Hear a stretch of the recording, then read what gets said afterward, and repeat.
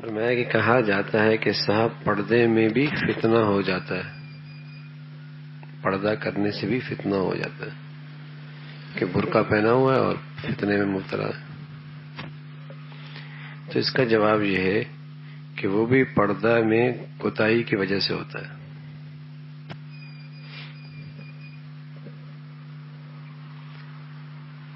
پردے کے اندر بھی فتنہ ہو جاتا ہے، برقع پہنا ہوا ہے، پردہ کیا ہوا ہے، پھر بھی فتنے میں مبتلا ہے۔ تو جواب یہ ہے کہ حقیقت یہ ہے کہ وہ پردے میں بھی کوتاہی کی وجہ سے ایسا ہوتا ہے۔ اگر پردہ صحیح ہوتا تو یہ مصیبت نہ آتی۔ تو اس فتنے کی وجہ پردہ نہیں ہے، اس فتنے کی وجہ پردے میں کوتاہی ہے، پردے میں کوتاہی ہے۔ یعنی پردے میں کچھ بے پردگی ہوتی ہے تب فتنہ ہوتا ہے۔ اگر پردہ میں ذرا بے پردگی نہ ہو تو کوئی وجہ فتنے کی نہیں۔ جہاں پردہ نہیں ہوگا یا پردہ ہے اور پردے میں کوتاہی ہے تو وہاں فتنہ ہوگا۔ جہاں پردہ نہیں ہے وہ فتنہ ہے، یا پردہ ہے بظاہر برقع بھی ہے، چادر بھی ہے، پردہ ہے، لیکن اس پردے میں کوتاہی ہے تب بھی فتنے میں مبتلا ہو جائیں گے، تب بھی فتنہ ہو۔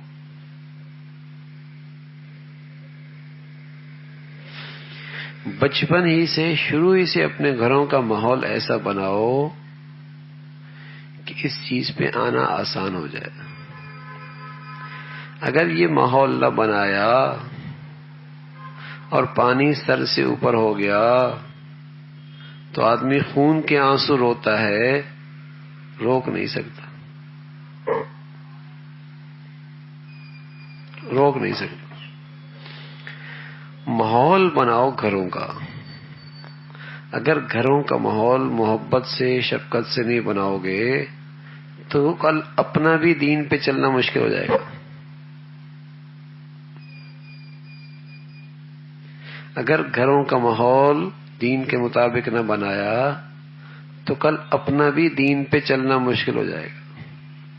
شادیاں ہیں، غمیاں ہیں، خوشیاں ہیں، اولاد کے لیے فیصلے ہیں، اگر دینداری میں دونوں مشترک نہ ہوئے تو کیا کریں گے؟ بچوں کی تعلیم کا مسئلہ، تربیت کا مسئلہ، شادیوں کے مسئلے، غمی خوشی کے مسئلے۔ تو اگر گھروں کا ماحول نہ بنایا تو مسائل بڑھتے چلے جائیں گے، اپنا دین پہ چلنا بھی مشکل ترین چیز ہو جائے گی۔ حکمت کے ساتھ اچھے طریقے سے اپنے گھروں کا ماحول بناؤ۔ یہ جو غلط فہمی ہے نا کہ پردے والے کے اندر، پردے والی بھی تو فتنے میں مبتلا ہے، پردے والی بھی تو فتنے میں مبتلا ہے۔ حقیقت یہ ہے کہ اس پردے میں کہیں کوتاہی ہو رہی ہے تبھی تو فتنے میں مبتلا ہے۔ اگر پردہ صحیح ہوتا تو فتنے میں مبتلا نہ ہوتے۔ وہ بھی کسی کوتاہی کی وجہ سے تو فتنہ ہے۔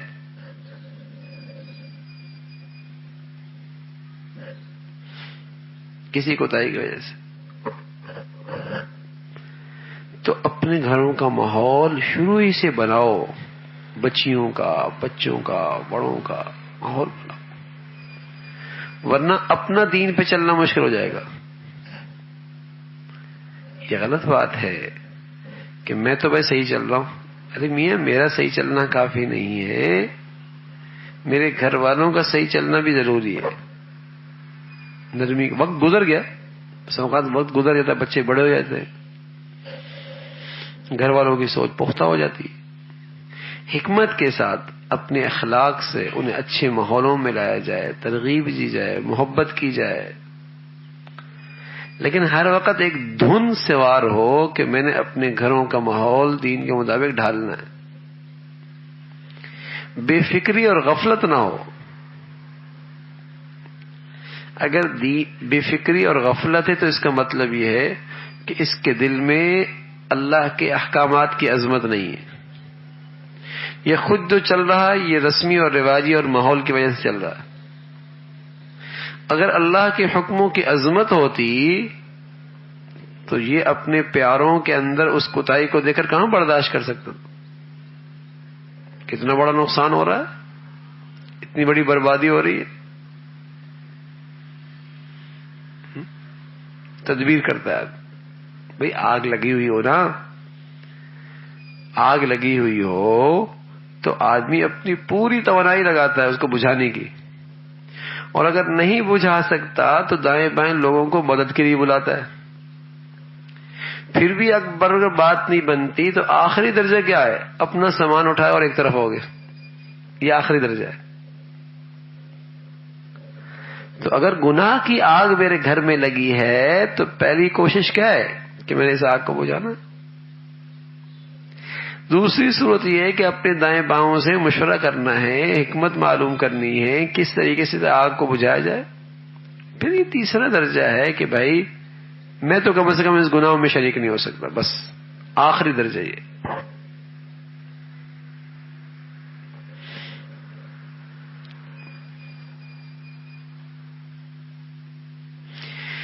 یہ جو کہا جاتا ہے کہ صاحب پردے میں بھی تو فتنہ ہو جاتا ہے، اس کا جواب یہ ہے کہ وہ بھی پردے میں کوتاہی کی وجہ سے ہوتا ہے. یعنی پردے میں کچھ بے پردگی ہوتی ہے تب فتنہ ہوتا ہے. اگر پردے میں ذرا بے پردگی نہ ہو تو کوئی وجہ فتنے کی نہیں. بے پردگی کے بہت برے نتائج ہو رہے ہیں، اور یہ کم عقل اور بدفہم لوگ اس وقت سمجھیں گے جب بات ہاتھوں سے نکل جائے گی. بے پردگی کے بہت برے نتائج ہو رہے، اور یہ کم عقل اور بدفہم لوگ اس وقت سمجھیں گے جب بات ہاتھ سے نکل جائے گی. اس وقت تو دماغ کو چڑھ رہی ہے، بدحواس ہو رہے ہیں، مگر یہ نشہ بہت ہی قریب اتر جانے والا ہے.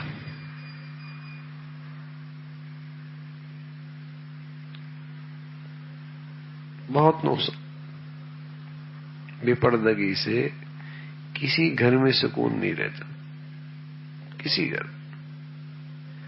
اور کہیں اعتماد کی فضا نہیں رہتی. باہمی اعتماد کی فضا نہیں رہتی. بدگمانی ہوتی، بدگمانی. جب معاشرے میں بے پردگی عام ہو جائے تو بدگمانی ہوتی.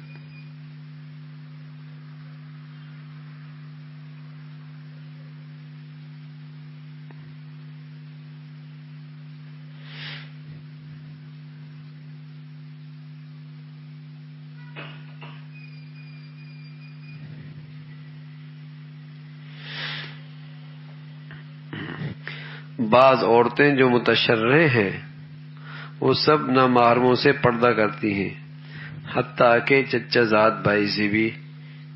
ان کے اوپر بڑے تان ہوتے ہیں کہ بھلا بھائی سے بھی کہیں پردہ ہوتا ہے. عورتوں کے نزدیک چچا کا لڑکا ایسا ہے جیسے سکا بھائی. ہم بھی تسلیم کرتے ہیں کہ سکا بھائی ہے، لیکن ایسا بھائی ہے جو سگ سے ماخوذ ہے، جو سگ سے محفوظ ہے.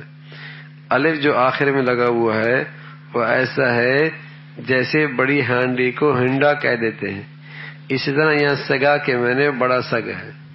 ہاں خطرہ ہے، اس لیے کہ بے پردگی سے جو قریبی رشتہ داروں میں خطرات ہوتے ہیں وہ باہر سڑک پہ چلنے والے کے تھوڑی ہوتے ہیں. اس لیے کہ اس کی تو رسائی مشکل ہوتی ہے، اس کو تو ملنے میں حجاب ہوتا ہے، اس لیے کہ اس کو تو وہاں تک پہنچنے میں بہت رکاوٹیں اٹھانی پڑتی ہیں. لیکن جب رشتہ دار جن سے پردہ فرض ہے، جب وہاں پردہ نہیں ہوتا تو وہاں خطرات زیادہ ہوتے اس لیے کہ وہاں رسائی آسان ہے، وہاں ملنا آسان ہے، وہاں پہنچنا آسان ہے، وہاں بات چیت آسان ہے، وہاں اختلاط آسان ہے، اس کے خطرات زیادہ ہے۔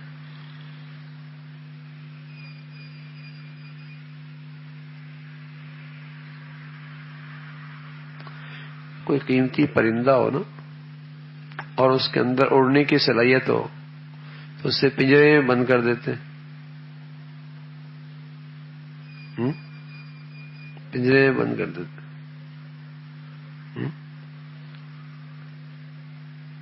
کہیں اڑ نہ جائے۔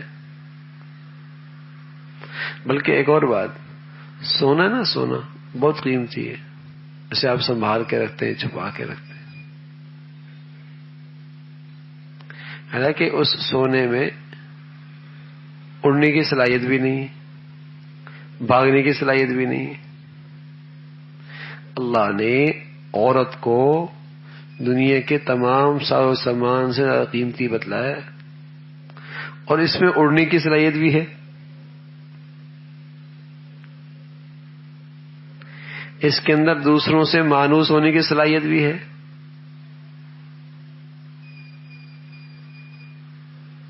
کی صلاحیت بھی ہے۔ تو بتائیے اس کی حفاظت کتنی ضروری ہے، اسے سنبھالنا کتنا ضروری ہے۔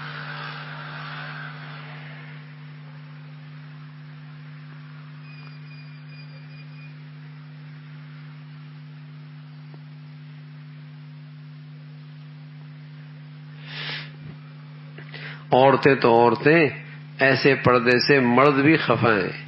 کسی نے ہمت کر کے اپنے قریبی نامحرم رشتہ داروں سے پردہ شروع کر دیا، اب چاروں طرف سے اعتراض کی بھرمار ہے۔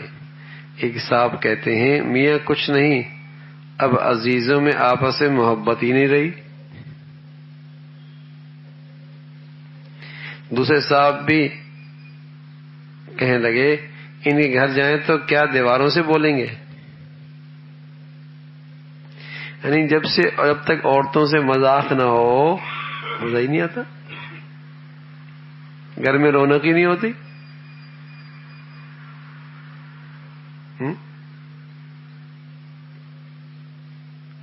اور ایسے کم عقل ہیں، دوسرے تو بزے ہنسی خوشی باتیں کرتے ہیں دوسروں سے، اور اپنی جو ہے اسے ہر وقت موڈ میں رہتے، ہر وقت موڈ میں رہتے، دوسروں سے بڑی گپ شپ، وہ بھی فری یہ بھی فری، اور جب اپنوں کی باری آتی تو موڈ خراب ہو جاتا۔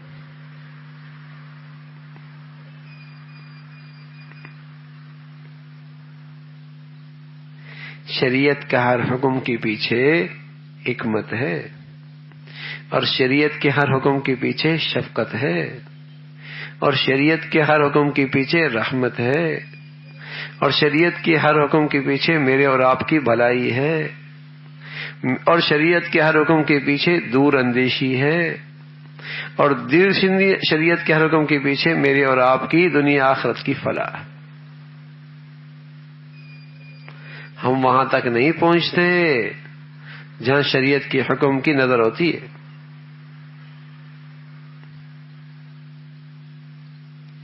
ہم وہاں نہیں پہنچتے۔ بڑی خیر ہے، بڑی خیر۔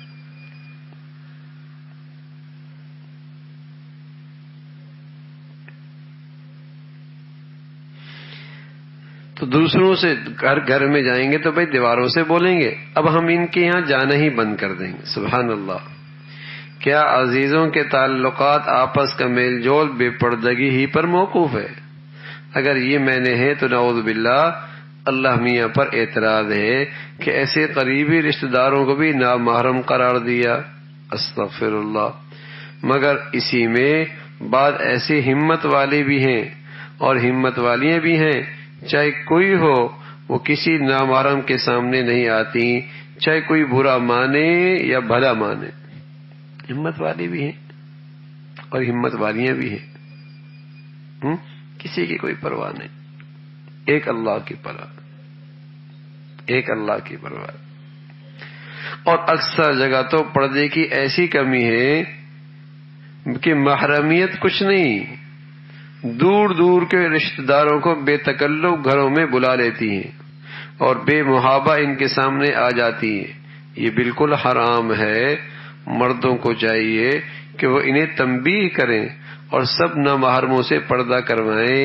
اگر کسی کو ناگوار ہو تو بلا سے کچھ پرواہ مت کرو، ہرگز ڈھیلا پن نہ برتو، بلکہ مردوں کو چاہیے اگر کوئی نامحرم رشتہ دار عورت ان سے پردہ نہ کرے تو وہ خود ان سے چھپا کریں۔ اچھا، یہ بھی ضروری ہے، عورت کو تو آپ بڑا منع کر رہے ہیں کہ پردہ کرو پردہ کرو، اور خود صاحب سب سے مل رہے ہیں، یہ کیا مطلب ہے؟ خود بھی تو پردہ کرے دوسروں سے۔ اگر کوئی نامحرم عورتیں نہیں کرتی، اسے کرنا چاہیے، اسے کرنا چاہیے۔ اگر کوئی برا مانتا ہے تو مانا کرے، کچھ پرواہ نہیں کرنی چاہیے۔ برا مان کر کوئی کرے گا کیا؟ اچھا ہے سب چھوڑے، کوئی اپنا نہ رہے، یوں ہی تعلق خلق سے کٹے۔ جب کوئی اپنا نہ رہے گا اور سب توقع منقطع ہو جائے گی، تب تو سوچے گا بس اب تو اللہ میاں سے تعلق پیدا کر لینا چاہیے، اللہ سے تعلق۔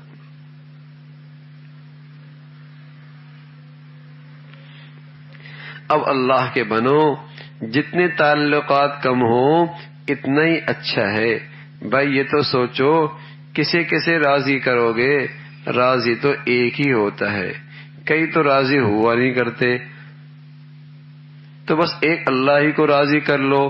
بہت سے آدمیوں کہاں تک راضی رکھو گے؟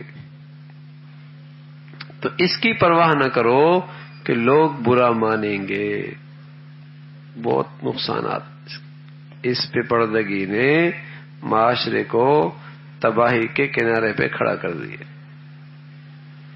بربادی کے کنارے پہ کھڑا کر رکھا۔ مخلوط محفلیں اور مخلوط نظام زندگی اور مخلوط نظام تعلیم بربادی ہے، ہلاکت، برباد کر کے رکھ دی۔ اور یہ گناہ ایسا ہے کہ آہستہ آہستہ اس گناہ کا احساس بھی ختم ہو گیا، احساس بھی ختم ہو گیا۔ اور یہ احساس کیسے ختم ہوا کہ جب بچپن ہی سے بچے بچیاں ساتھ پڑھتے پڑھتے جوان ہوئی تو انہیں اس گناہ کا احساس کہاں ہے؟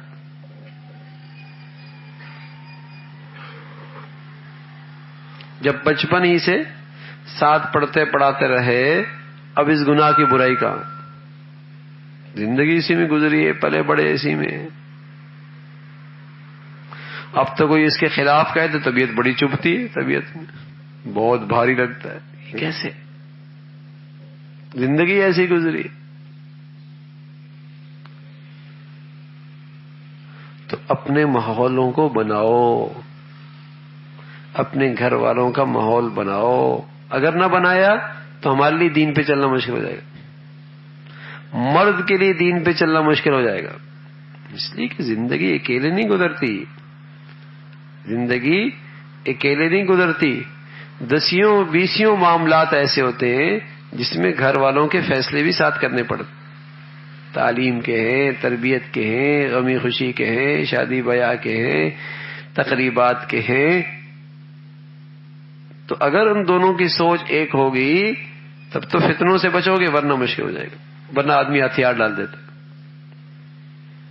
ورنہ ہتھیار ڈال جاتا ہے۔ اور خواہشات کی زندگی میں اکثریت ہوتی، بچہ بھی ادھر ہو گیا، بچی بھی ادھر ہو گئی، بیوی بھی ادھر ہو گئی، یہ بیچارہ اکیلا کھڑا ہے۔ خواہشات کی زندگی میں اکثریت ہوتی، یہ اکیلا کھڑا ہے بیچارہ۔ اور جب موقع تھا سنبھالنے کا نہیں سنبھالا، آج اکیلا کھڑا ہے، سب اسے کوس رہے ہیں۔ تو حکمت کے ساتھ گھروں کا ماحول بننا چاہیے، حکمت کے ساتھ۔ اللہ بھائی ہم سب کو اس کی توفیق نصیب فرما دے۔